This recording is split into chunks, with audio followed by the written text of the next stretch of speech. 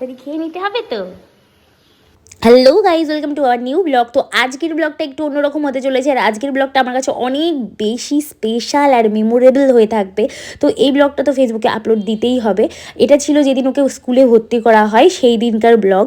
তো তার পরের দিন যেদিন ও স্কুল যাবে সেটাও আমি অ্যাড করে দেবো এই ভিডিওটার সাথে। আর আমরা অনেক লেট করে ভর্তি করলাম, প্রায় 1 মাস পিছিয়ে ভর্তি করেছি এই কারণে, কারণ ওকে ভর্তি করবো এবার না পরের বার সেটা ভেবেই আমরা ডিসিশন নিতে পারছিলাম না। তো তারপরে শেষমেশ আমরা ভর্তি করেই দিলাম। তো দেখো এই দোকানটায় ওর বাবা আমাকে সন্ধ্যাবেলা করে নিয়ে এসেছিলো, কারণ পরের দিন ও স্কুল যাবে, তো ওর কিছুই ছিল না, স্কুল ইউনিফর্ম, জুতো, মোজা সব কিছু এই দোকানে পেয়ে গেছি। আর এই দোকানটায় সমস্ত স্কুলের মানে বগুড়ার প্রায় সব স্কুলেরই ইউনিফর্ম রয়েছে, আর কোয়ালিটি খুব ভালো, আর যে কোনো সাইজের পেয়ে যাবে, সব রকম সাইজ অ্যাভেলেবেল দেখলাম গিয়ে। তো আমার মেয়ের গায়ের ফিটিংস করে ইউনিফর্ম পেয়ে গেছিলাম। তো আমরা যেহেতু সন্ধেবেলা বেরিয়েছিলাম, তো আমরা একটু ক্যাফেতে ঢুকেছিলাম। ক্যাফেটা ছিল চটকাতলাতে। তো ক্যাফেটার নাম বাঙালি বাবুর আহার আঙ্গিনা। তো বেশ সুন্দর ক্যাফেটা, ডেকোরেট করা ছিল দারুণ, হাতের কাজের নকশা করে সারা ওয়াল। তো দেখো আমরা খেয়ে নিয়েছিলাম ফ্রেঞ্চ ফ্রাই, আর খেয়ে নিয়েছিলাম একটা তন্দুরি চা। তো মানে সন্ধ্যাবেলাটা না এইগুলোতে বেশ জমে যায় আর কি। তো দেখো এই দেখো আমি ক্যাফেটা হালকা দেখানোর চেষ্টা করছি, পুরো ভিডিও ক্যাফেটার করতে পারিনি। তো বাইরেও অনেকটা খোলা জায়গা আছে, সেখানেও তোমরা বসতে পারো। তো হালকা ঠান্ডা আসছিলো, যেহেতু এখন সন্ধ্যাবেলার দিকটা হালকা ঠান্ডা পড়ে, তো আমি ভেতরটাতেই বসেছিলাম। তো চলো ব্লগটা কন্টিনিউ করতে থাকো।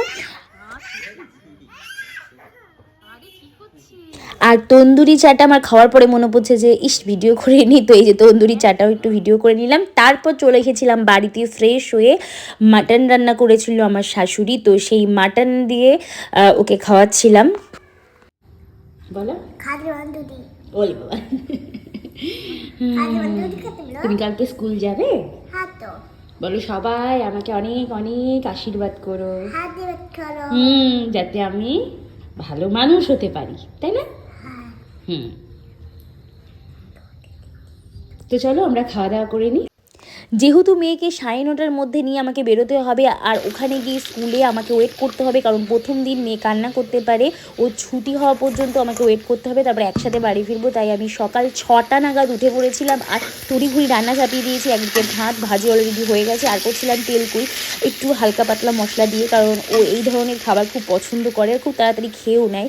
তো ওর পছন্দের খাবারটাই রান্না করার চেষ্টা করছিলাম। তো ওকে এই যে ওর বাবা রেডি করছে, ওকে স্নান করিয়ে দিয়েছি রান্না করার পর, আমি নিজেও রেডি হয়ে গেছি। এবার আমি আর ও খেয়ে মানে সবাই খেয়ে বেরিয়ে যাব, কারণ ওর বাবাও যাবে ডিউটিতে আমাদের নামিয়ে দিয়ে স্কুলে।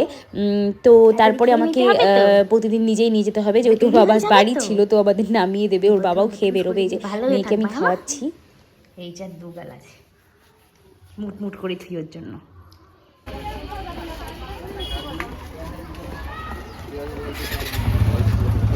নাম নেই কেন? ও সামনে ছিল নামটা, বলো। হ্যাঁ,